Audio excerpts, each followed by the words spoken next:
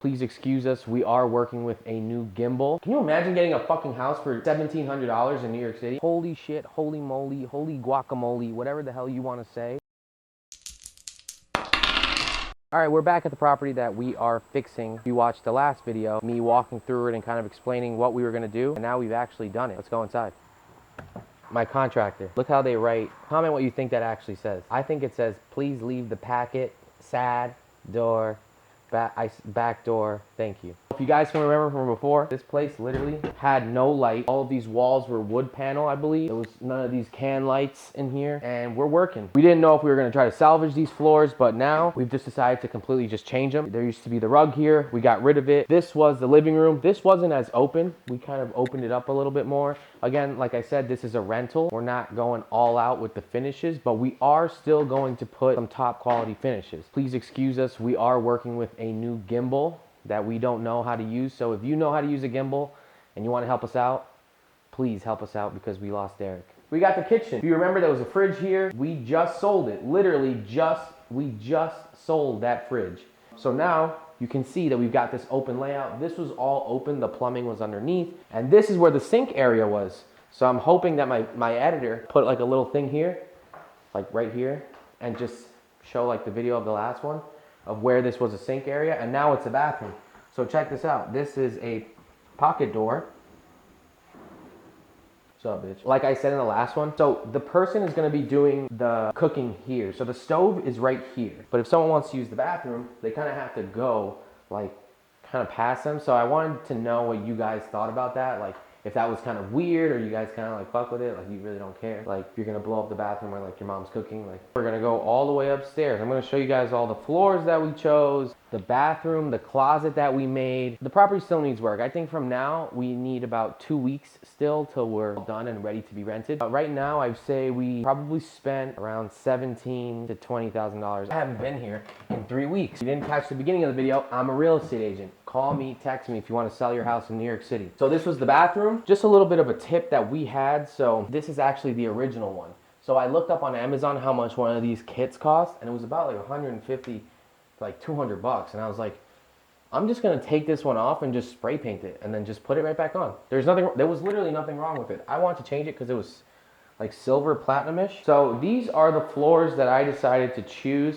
This is one of the not completed bedrooms yet. It's obviously not painted, but this is more or less the space. A lot of you guys like to call yourselves kings out there, but my queens, we could fit you a queen in here. I don't like doing those gray floors anymore because I feel like they're just so played out, and like they're in every single flip renovated apartment that I see. And why? Because they're cheap. Okay, I'm not cheap. I am cheap. But if you just spend a little bit of more money, you're gonna get a different look, and you're gonna get different renters that are gonna be like, wow, that's actually different, it's nice, and I wanna rent it, and I wanna make you rich. So if you remember this door, this was probably the coolest part. This was kind of like a weird closet kind of thing where like there was just shelves and you really couldn't get inside, but now we completely opened this up and I can actually stand in here. There we go. Look, like I always say, I'm 6'2", and I can't even touch the ceiling. So imagine how big that is. Anyway, so here we go. We got a closet here.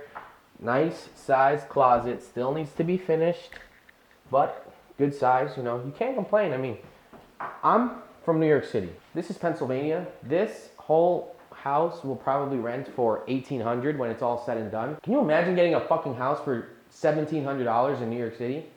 I would probably have like 4 houses. And then here, you know, obviously people love to judge on the internet, and I love when people judge me, so I like to jump ahead. This is just like smoke. People were smoking and stuff like that, so we're just gonna power wash these, not from the inside, because I know some of you morons are gonna be like, what do you mean you're gonna power wash? You're gonna bring a hose inside the house? It's like, no, we're going outside. We're gonna power wash it from the outside because that's what you do. You don't put water inside of your house. All right, you know, I really realized that this house is very much surrounded by lots of trees. The neighbor's house is abandoned. They left a notice on the door. I'll post a picture here.